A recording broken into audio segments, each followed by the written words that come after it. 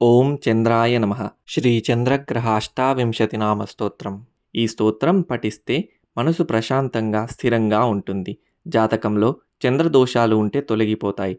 కోరిన కోర్కెలు నెరవేరుతాయి. ముఖ్యంగా దుఃఖాల నుండి విముక్తి లభిస్తుందని ఫలశ్రుతి. చంద్రస్య శృణు నామాని శుభదాని మహీపతే యాని శ్రుత్వా నరో దుఃఖాన్ ముచ్యతే నాత్ర సంశయః. సుధాకరో విదుః సోమో గ్లౌరబ్జః కుముదప్రియః లోకప్రియః శుభ్రభానుశ్చంద్రమా రోహిణీపతిః. శశీహిమకరో రాజా ద్విజరాజో నిశాకరः ఆత్రేయ ఇందుః శీతాంశు రోషధీశः కళానిధిः.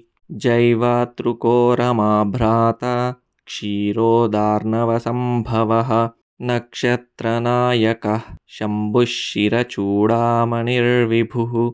తాపహర్తా నభో దీపో నామాన్యేతాని యః పఠేత్ ప్రత్యహం భక్తి సంయుక్తస్య పీడా వినశ్యతి. తద్దినే చ పఠేద్యస్తు లభేత్ సర్వం సమీహితం. గ్రహాదీనాం చ సర్వేషాం భవేచ్చంద్రబలం సదా.